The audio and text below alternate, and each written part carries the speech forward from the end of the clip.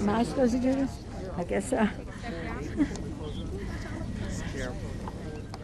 Hello, everyone. Isn't this in some ways, this is a great day for the women and indeed all of the families of America. In another way, it's sad that it is so necessary because of actions of that Supreme Court supporting legislation that is shameful in every way to our country and what we are about. But many of us have waited a long time to be able to pass Roe v. Wade into the law of the land as it has guaranteed the constitutional right of women to choose, but now it will be the law of the land codified. This is so exciting, and it wouldn't have happened without the leadership of so many of our members in the House. But as they know, and as we all know, our inside maneuvering can just get us so far.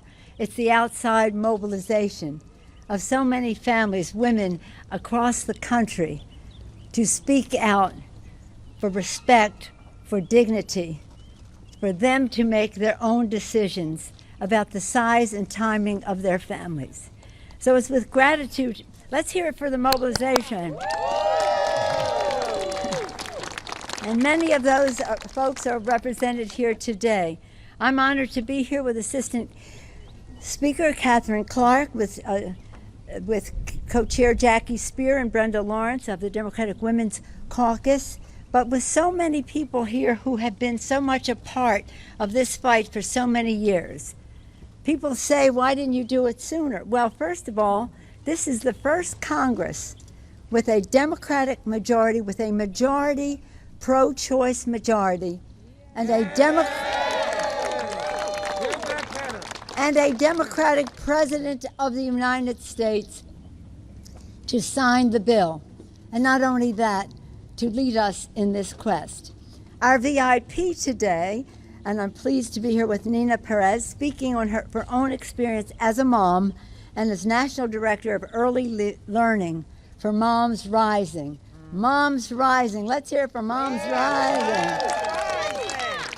Again, we're here with our other VIPs, moms, women, and advocates speaking out for the need to transfer the care economy that this is all a part of. But this issue is one that is so personal that it should be intruded upon by any political institution, governmental institution, is just not right.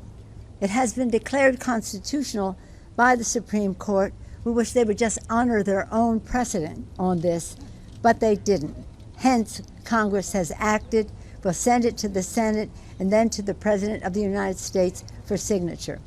This is about women's right to choose, yes, but it's about freedom, freedom of that choice, and freedom from the vigilantes, the bounty hunters that the Texas legislature has set in motion. This has so many things going against it, you have to wonder what the Supreme Court justices were thinking, or were they thinking, or were they thinking? They certainly were not respecting women. And with that, I'm very pleased to yield to the Assistant Speaker of the House Congresswoman Catherine Clark of Massachusetts, a leader and fighter on this issue for a long time in the State Senate of Massachusetts and now in the Congress of the United States. Catherine Clark.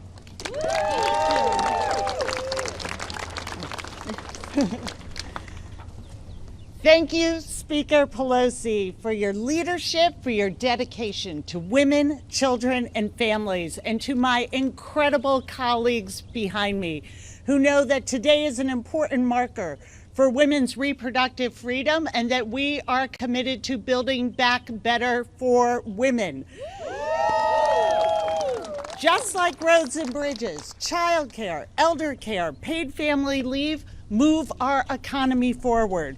For too long, we've been told these are lesser issues, somehow not infrastructure. These are women's issues, private family matters, that they don't impact our economy and they are not worth investing in.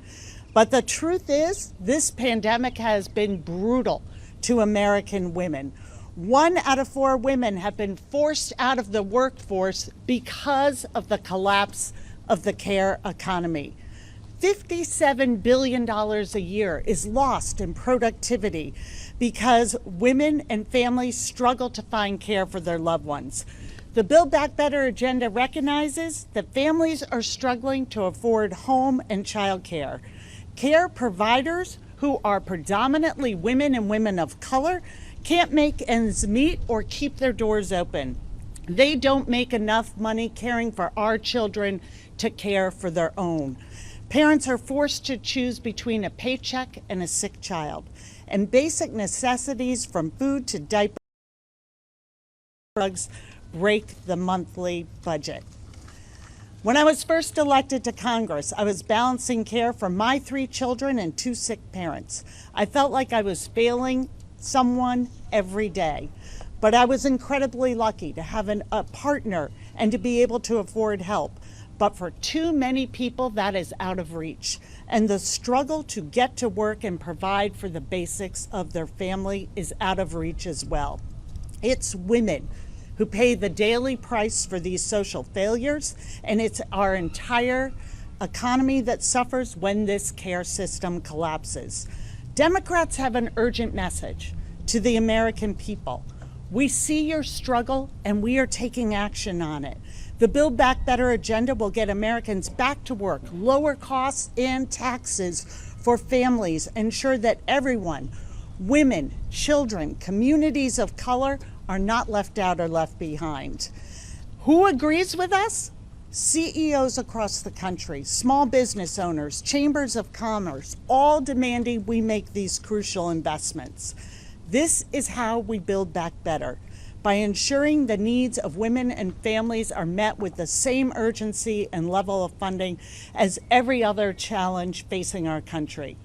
So I am confident, especially with this incredible sisterhood and my other colleagues behind me and Joe Biden in the White House, we will meet this moment of historic challenge with historic progress. And now it is my pleasure to introduce the co-chair of the Democratic Women's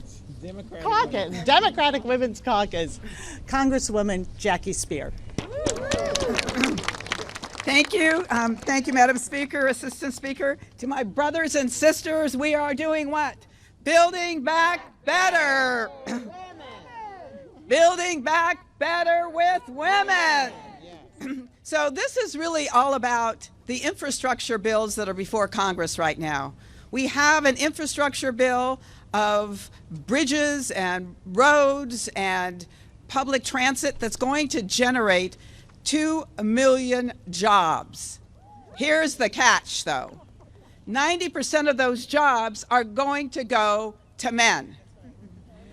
Since the pandemic, women have lost 1.6 million jobs, in large part because they have lost their child care.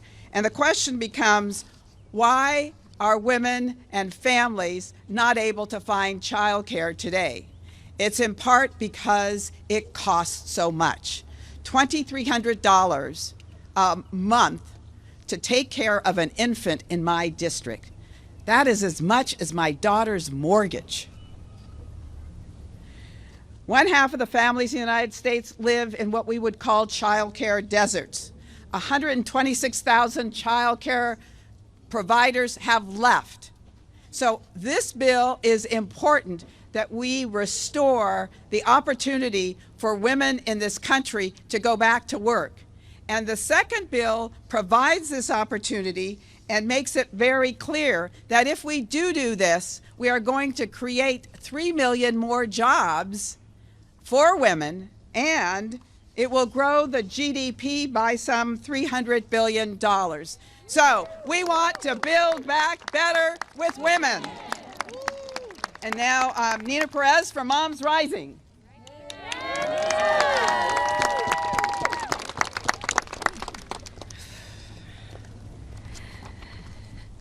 Good afternoon, and thank you Leader Pelosi, and thank you to all these amazing champions here. I'm Nina Perez. I'm the National Director of Early Learning at Moms Rising, an online, on-the-ground organization with more than 1 million members that I'm proud to represent today. We work to improve family economic security, stop discrimination, and build a nation where families can thrive. The issue of childcare is deeply personal to me. When I had my now toddler, I thought I was ready to tackle childcare. I knew about the costs, the waiting lists. We looked up options, used online cost calculators, built up our savings. We were ready, or so we thought. Despite all our careful planning, when my husband and I had our daughter, we too were unable to find affordable childcare. When it happened to me, my mother and father moved away from the community they called home for 50 years to move to this area to care for my daughter. My mother, who herself was pushed out of the workforce because she couldn't find affordable childcare, stepped in again when childcare was out of reach. That means the existing childcare system has failed my family for 2 generations. The inability to afford or even find childcare is something too many families we hear from every day in every corner of our nation experience, before the pandemic and then exacerbated by it. As childcare programs closed and arrangements collapsed, moms were forced to leave the workforce, with Black, Indigenous, and women and moms of color affected the most. To put this in perspective, women were half of our paid labor force at the start of the pandemic. Now, women's workforce participation has plummeted to 1988 levels. These are much needed jobs. Women are key breadwinners, including myself, in most US families. And while our childcare system has relied on families paying unaffordable sums, the amazing early educators who care for our kiddos are being paid poverty-level wages. Many are moms themselves and forced to seek other job opportunities. When providers leave their jobs, when childcare programs close, when moms leave the labor force, it doesn't just hurt moms and our families, it hurts businesses and our economy. We need Congress to invest in childcare and in care infrastructure that includes paid leave when a new baby arrives or serious illness strikes, access to home and community-based services for people experiencing disability and the aging, a permanently expanded child tax credit, healthcare equity, living wages, and a path to citizenship. Unless lawmakers do that, my daughter may very well face the same kind of care crisis and the same impossible choices my mom and I faced. Thank you.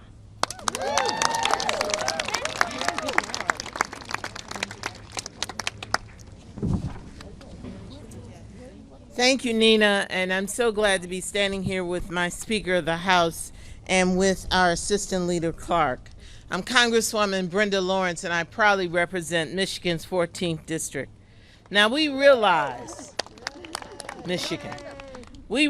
we have a once-in-a-generation opportunity to make a real difference in America. When we embraced the Build Back Better, we know that we cannot build back this amazing United States of America without including women every step of the way. When we say build back better for women, we realize that in this country where we see poverty and we know the effects of it, 56% of those who are living in poverty are women. When we talk about our educational outcomes, we know the majority of those touching our children are women. When we talk about child care for our women and for our families, who are caring for our children? Women. When we talk about when our elders need that daily care, who's walking in the door? The majority are women. You know, I was a dear, dear friend of Aretha Franklin, and she said, "What you need, I got it." All I'm asking for is a little respect. And that respect comes in pay. That when we take those we care the most about, our children and our elders, and we say they're the most precious things in our life, but we disrespect those who come every day to care for them. The wages of those workers are extremely important. I want you to know that when we had the wisdom and the courage and the compassion to have child tax credits so that our families can use that money to put food on the table, to pay the bills. No one should have to choose between caring for their parent and their child and going to work. I want you to know that when we talk about caregiving, disproportionately Black, Latina, and Asian women are stepping up to the plate. These investments that they give us every day, you know, it was amazing to me during the pandemic where all of a sudden we were awakened. Oh, this is what a frontliner looks like. In the middle of a pandemic, they're showing up every day to take care of others. In the grocery stores, in the daycares, in the elder care, in the hospitals. So we, again, I want to invoke the words of my sister. We need to make sure that when we build back better for women, we're building back better with some RSECTP, okay? Care, we talk about investing in our infrastructure. I'm from Michigan. I know what a pothole feels like. But I will tell you, a pothole is an inconvenience. Human beings are worth investing in. Thank you.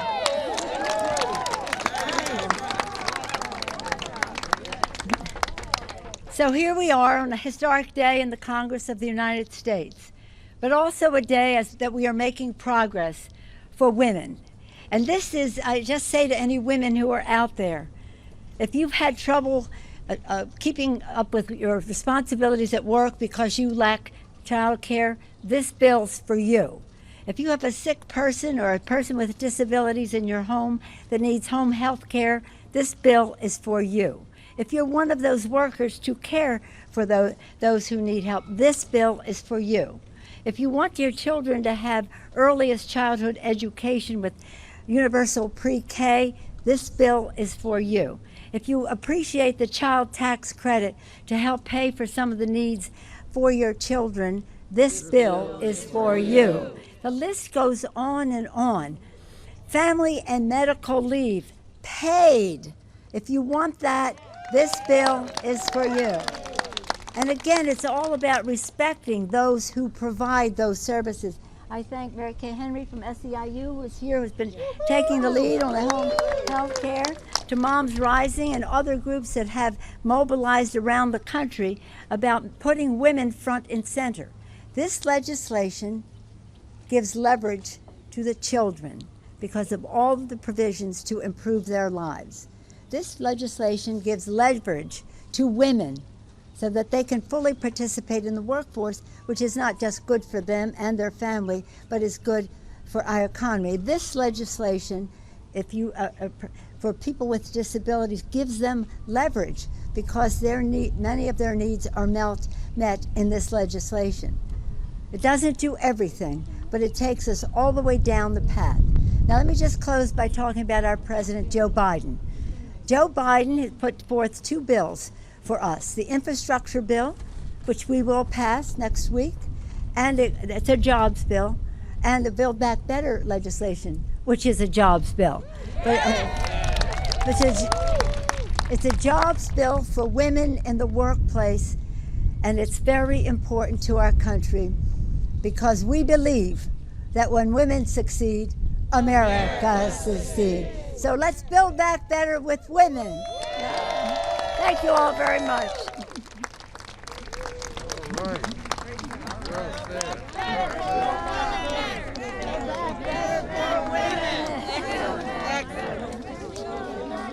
Well